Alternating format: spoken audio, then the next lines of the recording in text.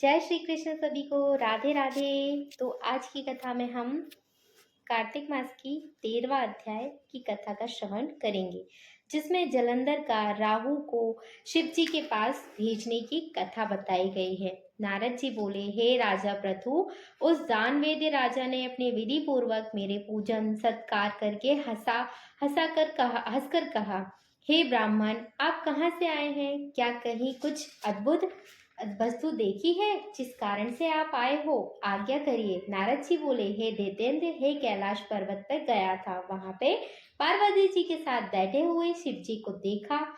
10,000 योजन जोड़ा वह कैलाश पर्वत पर है। वहां अनेकों कल्प वृक्ष और कामधेनु है। वह क्षेत्र बहुत सी चिंतामणियों से प्रकाशित है। उसे देखकर मुझे आश्चर्य हुआ कि तीनों लोकों में यहाँ के समान समृद्धि कहीं नहीं है। हे दैत्य, अब मैं तुम्हें वैभव की भी मुझको याद आई। इस प्रकार उसको देखने के लिए मैं यहाँ आया हूँ।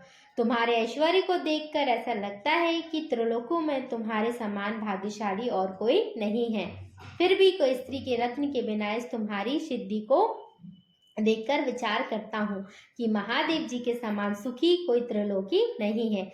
यद्यपि अनेकों अप्सरा और नाग कन्या आदि आपके पास यहाँ है, पर तो भी मैं उन्हें कोई पार्वती जी जैसी सुंदर नहीं है, जिसकी सुंदरता रूपी समुद्र में डूबकर ब्रह्मा ने भी अपने बेर को छोड़ दिया था। तब किसी ने क्या बात की तुलना की जाए। एक बार मछली रूप धारण कर पार्वती जी के सुंदरता रूपी वन में तपस्या महादेव जी ने भ्रमण किया।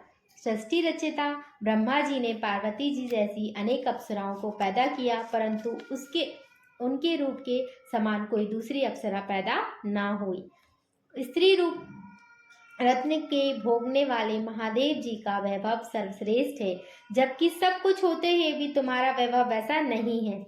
ऐसा कहकर जब मैं वहां से चल दिया, तब वहां दैत्यराज उनके रूप में सुन कामदेव के ज्वर से पीड़ित हो गया। तत्पश्चात भगवान की माया से मोहित होकर उन्होंने राहु को अपना दूत बनाकर महादेव जी के पास भेजा। उज्जवल चंद्रमा के समान कैलाश पर एक क्षीण चंद्रमा की तरह राहु वहां गया। नंदी से निवेदन करने के बाद वह राहु महादेव जी के पास गया।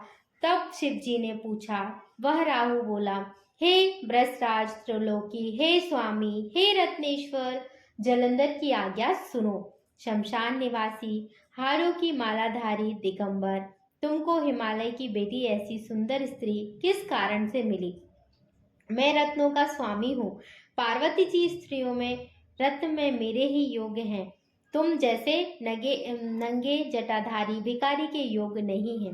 नारद जी बोले, राहु के ऐसा कहते ही महादेव जी को भव्य मुकुटरी से एक ब्रज जैसा भयंकर पुरुष पैदा हो गया। उनके सिंह के समान मुख तथा ललहाती जीभ थी।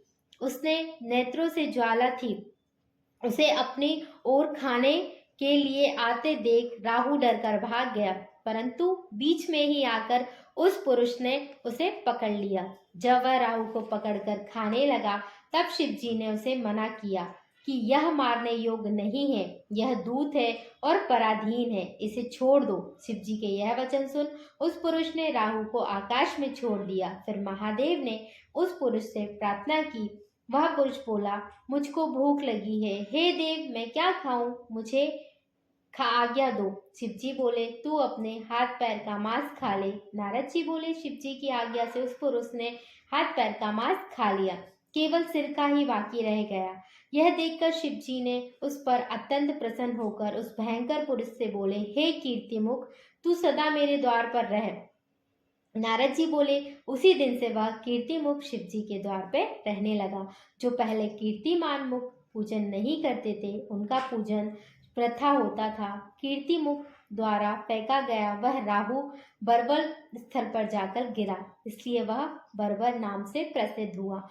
फिर वह राहु अपना द्वितीय जन्म समझकर जलंधर के पास गया और सब वृतांत कहा। तो 13वें अध्याय में हमने यह जाना कि जलंधर का राहु और शिव जी के पास क्यों भेजना हुआ।